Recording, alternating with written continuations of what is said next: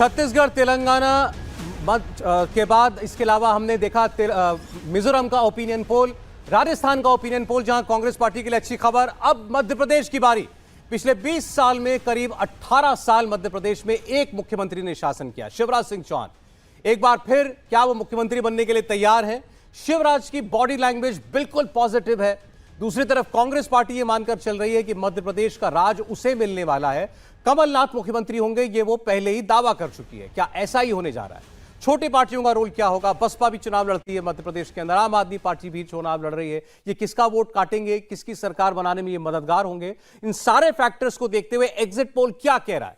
शिवराज सिंह चौहान ने कैसा चुनाव लड़ा?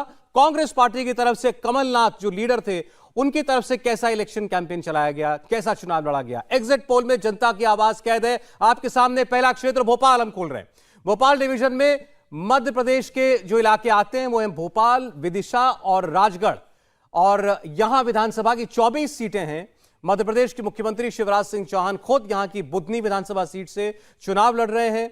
दिग्विजय सिंह का राघोगढ़ भी इसी रीजन में पड़ता है, तो इस लिहाज से दो बड़े दिग्गज नेता इसी रीजन से चुनाव लड़ रहे हैं और उनका प्रभाव क्या पड़ रहा है यह आप देखिए। 24 सीटों वाला भोपाल जो अब तक बीजेपी के पक्ष में जाता रहा है हर चुनाव में, यहां बीजेपी अपनी परफॉर्मेंस को और बेहतर करती हुई दिख रही है। 18 सीटें बीजेपी भोपाल क्षेत्र में जीत सकती है, 3 ज्यादा पिछली बार से ज्यादा। 2018 में 15 सीटें मिली थी, इस बार वो 18 सीटें जीतती हुई दिखाई दे रही है। कांग्रेस को सीधा 3 सीटों का नुकसान, 9 से घटकर 6 पर कांग्रेस पार्टी आती हुई दिखाई दे रही है। तो ये आप कह सकते हैं शुभ शुरुआत भारतीय जनता पार्टी के लिए मध्य प्रदेश के बहुत क्रूशल चुनाव में, क्योंकि अभी तक एग्जिट पोल बाकी तमाम राज्यों में बीजेपी के लिए बुरी खबर लेकर के आया है, लेकिन मध्य प्रदेश में शुरुआती जो रीजन खुला भोपाल का, वो बीजेपी के लिए एक अच्छी खबर दिखा रहा है। मालवा की भी बात कर लेते हैं, जहां 46 सीटें आती हैं।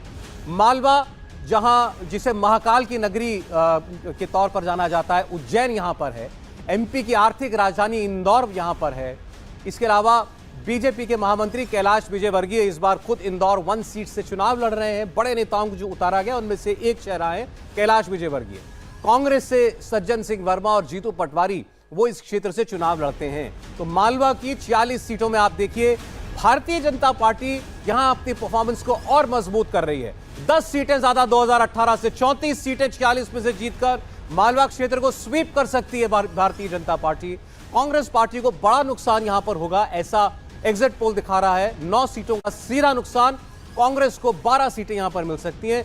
22 सीटों का एक लंबा चौड़ा गैप मालवा में बीजेपी कांग्रेस से क्रिएट करने में कामयाब हुई है। एग्जिट पोल में हमें स्पष्ट दिखाई दे रहा है और इस लिहाज से दूसरा बड़ा क्षेत्र है जहां पर भारतीय जनता पार्टी को बड़ी बढ़त होगी। और आप देखिए 70 सीटों का ओपिनियन पोल बीजेपी का खुला है, मध्य प्रदेश का खुला है, और बीजेपी को 52 सीटों पर बढ़त है हमारे हिसाब से। 18 पर केवल कांग्रेस पार्टी इन 70 में से जीत हासिल करती हुई दिखती है हमें।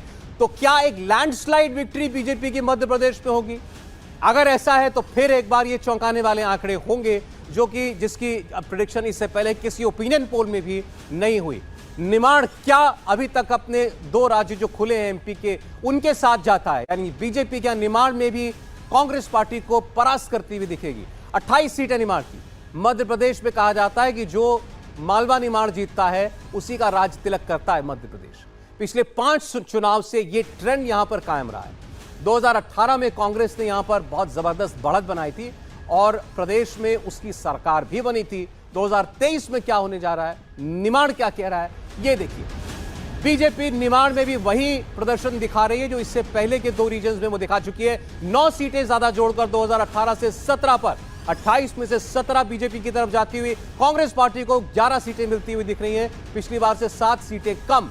अन्य का यहां खाता नहीं खुल रहा, या पिछली बार 2 अदर्स जो है वो जीते थे, निर्दलीय जीते थे, लेकिन इस बार कोई अन्य चुनाव में जीतता हुआ दिखाई नहीं दे रहा है। तो बीजेपी लगातार तीसरा रीजन आप कहिए स्वीप करती हुई दिखाई दे रही है, और ये बिल्कुल ऐसा प्रदर्शन भारतीय जनता पार्टी का जिसकी चर्चा नहीं हुई थी इससे पहले। सब मान रहे थे कि एमपी का चुनाव भले बीजेपी हो सकता है उसने अपना परफॉर्मेंस सुधार लिया हो, बेहतर कर लिया हो चुनाव में जाते वक्त, लेकिन फिर भी ये फंसा हुआ चुनाव है, कांटे का चुनाव है। शिवराज सिंह चौहान ने स्टेटमेंट दिया था, कोई कांटे वाटे का चुनाव नहीं है, बहनों ने सारे कांटे निकाल दिए, एक तरफा चुनाव हो रहा है। उनकी वो भविष्यवाणी एग्जिट पोल से मेल खाती हुई दिखाई दे रही है। राहुल जी, देखिए, अगर मैं एक एनालिसिस आपको देता हूं।